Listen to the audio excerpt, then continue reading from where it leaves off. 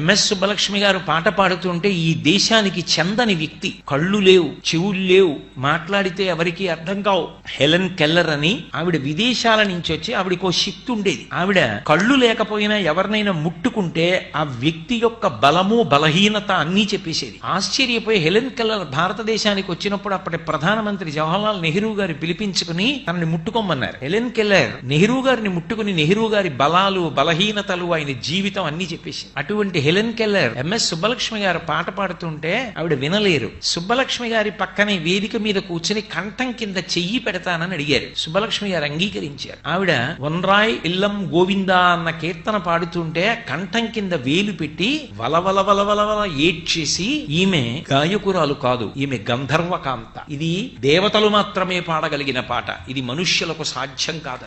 ఇన్ని కష్టాలలోంచి వచ్చిన ఎంఎస్ సుబ్బలక్ష్మి గారో తెలుసా? చిన్నతనంలో ఎంఎస్ సుబ్బలక్ష్మి గారిని ఇంటికి తీసుకెడుతున్నారు వాళ్ళ అమ్మగారు. ఆవిడ ఎంత కష్టపడి పెంచిందో మహాతల్లి. షణ్ముఖవడివు పేరు, మధురైలో ఉండేవారు. మధురై షణ్ముఖవడివు సుబ్బలక్ష్మి ఆవిడ పేరు. ఆ తల్లి ఇంటికి తీసుకెళ్లి అన్నం పెడితే కూర వేయడానికి పచ్చడి వేయడానికి లేక మజ్జిగలో నీళ్లు కలిపి పల్చటి మజ్జిగ అన్నంలో పోస్తే పక్కింట్లో మంచి వంటలు చేసుకున్న వాసన వస్తోంది. సుబ్బలక్ష్మి గారు హఠం చేశారు, నేను తినను, నాకు కూర కావాలని. కూర తినడానికి కూడా నోచుకోలేనంత దరిద్ర్యం అనుభవించినటువంటి తల్లి తరువాతి కాలంలో కోట్లు సంపాదించి తృణప్రాయంగా ₹1 తాను ఉంచుకోకుండా సమాజానికి దానం చేసి. అందుకు కదూ ఇప్పటికీ స్మరిస్తారు ఎంఎస్ సుబ్బలక్ష్మి గారంటే. ఎంఎస్ సుబ్బలక్ష్మి గారికి తల్లి మధురై షణ్ముఖవడివు అంటే ప్రాణం. అమ్మ అంటే అంత గౌరవం. భర్త సదాశివం గారంటే అంత గౌరవం. ఆవిడ ఒకప్పుడు ఇంటర్వ్యూలో విలేకరులు అడిగారు, మీరు జీవితంలో ఏం కోరుకుంటారని అడిగారు. నా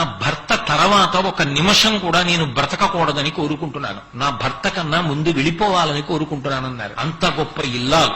ఆఖరణ ఆవిడ ప్రాణత్యాగం అయితే, ఆవిడ శరీరం వదిలిపెట్టేస్తే పరిగెత్తుకొచ్చిన మొదటి వ్యక్తి ఎవరో తెలుసా?